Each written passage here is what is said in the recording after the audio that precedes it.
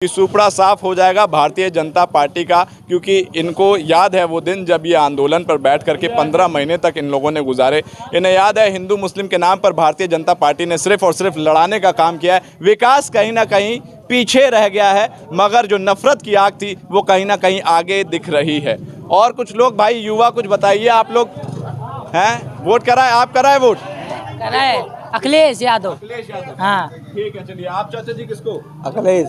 अखिलेश, पूरी अखिलेश और सपा की लहर है। भाई साहब, आपसे भी जानना चाहेंगे, आपका नाम? सुमित नाम मेरा। सुमित जी। तो इस बार लहर किसकी तरफ देख रहे हैं? लहर तो सपा की है। सपा की। सपा का आपने नाम लिया, क्यों? सपा का नाम इसलिए लिया क्योंकि बीते 5 साल में लोग काफ़ी परेशान रहे। चाहे वो हाथरस का मुद्दा हो, चाहे वो लखीमपुर खीरी का मुद्दा हो, चाहे वो महंगाई का मुद्दा हो, चाहे वो बेरोजगारी का मुद्दा हो। इलाहाबाद में हम लोगों ने देखा कि हॉस्टल से निकाल के छात्रों को पीटा गया। तो ये सारे तमाम मुद्दे इस बार मुद्दे बन के आएंगे और लोग परेशान हैं वर्तमान सरकार से। और विकल्प और जो अपोजिशन है उसमें एक ही पार्टी हमें मजबूत नज़र आ रही है, वो है समाजवादी पार्टी। क्या आपको लगता है कि भारतीय जनता पार्टी ने विकास उनके कार्यकाल में कहीं पीछे रह गया है और सिर्फ इन्होंने बातें की हैं तो परिवारवादों की बातें की हैं, तमंचावादियों की बात की है, सिर्फ जिन्ना किया? क्या ऐसा लगता है कि नफरत की लड़ाई ज़्यादा बढ़ गई है क्या हिंदू मुस्लिम? नफरत की लड़ाई बढ़ गई बीते 7 साल में, बीते 8 साल में।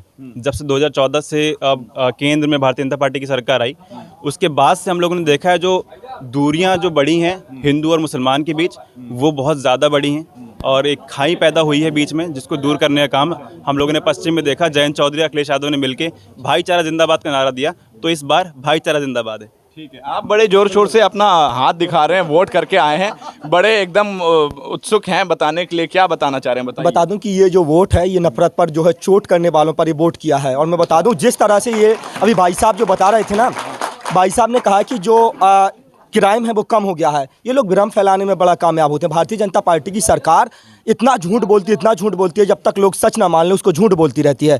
इनका भ्रम है। मैं आंकड़ा बता दूं, 2007 से लेकर के 2012 तक जब बसपा की सरकार थी और 2012 से लेकर के 17 तक जब समाजवादी पार्टी की सरकार थी, अखिलेश यादव मुख्यमंत्री थे, उसके बाद जो है 2017 से लेकर के अब तक भारतीय जनता पार्टी की सरकार, NCRB national crime record bureau यानी कि एनसीआरबी का जो डेटा है वो ये कहता है, जो गृह मंत्रालय जारी करता है, उस डाटा में अगर आप देखेंगे तो 2012 से लेकर के 17 तक कुल टोटल जो मुकदमे थे वो जो दर्ज किए जाते हैं 2,37,000। लेकिन वही भाजपा सरकार में बढ़ के हो गए 3.5 लाख मुकदमे दर्ज। महिलाओं पर अपराध जो 36,000 दर्ज किए गए सपा सरकार में, वो बढ़ के हो गए भारतीय जनता पार्टी की सरकार में 56,000। जो चोरी के मामले सपा सरकार में 40,000 दर्ज किए गए 5 साल में, वो भारतीय जनता पार्टी की सरकार में हो गए 50,000। जो अपहरण के मामले जो 12,000 दर्ज किए गए समाजवादी पार्टी की सरकार में, वो भारतीय जनता पार्टी की सरकार में हो गए 18,000।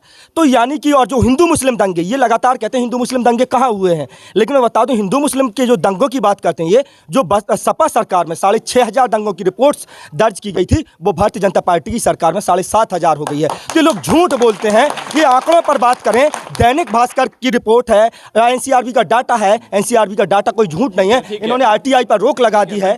हम आपकी बात को मानते हैं, मगर फिर भी मुख्यमंत्री योगी आदित्यनाथ ये क्यों कहते हैं कि अपराधी उत्तर प्रदेश छोड़कर भाग रहा है? हर घर में योगी योगी का नारा लग रहा है, मोदी मोदी का नारा लग रहा है। मुझे एक बात बताइए, सिर्फ उत्तर प्रदेश में 3 अपराधी हैं, आजम खां, अतीक अंसारी और जो है कि आजम खां, सिर्फ यही आपको अपराधी और माफिया दिखाई दे रहे हैं। एक लंबी फहरिस्त में आपको बता देता हूं, नाम सुन लीजिए आप। पूर्वांचल के धनंजय सिंह 25,000 के नामी भगोड़ा घोषित है कोर्ट से।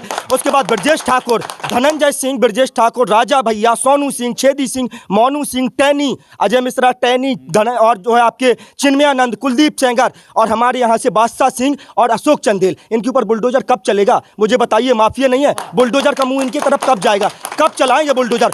आप जो है एक कैबिनेट मंत्री मुर्गी चोरी, बकरी चोरी और जो है अंडा चोरी करेंगे? आप बताइए। झूठे मुकदमे हैं, 84 मुकदमों में जो है जमानत मिल गई है, लेकिन 3 मुकदमों में अब भी उनको जेल में रखा गया है। तो ये पूरी तरह से बदले की भावना के तहत कार्रवाई की जा रही है। ये कह रहे हैं कि 80 बनाम 20 का मुकाबला है, ये बांट दिया है। कोई क्राइटेरिया है संविधान में? मुझे बताइए कहाँ क्राइटेरिया है? ये झूठ बोल रहे हैं, कह रहे हैं गर्मी निकाल देंगे। वोटरों ने गर्मी निकाल दी। हाँ, सबसे पूछ लीजिए, सारे वोटरों ने भारतीय जनता पार्टी की गर्मी निकाल दी है। भारतीय जनता पार्टी की वोट के चोट के साथ। मगर एक बात हजम नहीं हो रही मेरे गुरु, आप चाय पी करके नरेंद्र मोदी की इधर बुराई कर रहे हैं गुरु। बिल्कुल, चाय ये कहते हैं कि चाय बेचिए, अब ये देश को बेच दिया, सेल बेच दिया, गेल बेच दिया, बेल बेच दिया, बीएसएनएल बेच दिया, रेल बेच दिया। बताइए बचा क्या है इस देश में?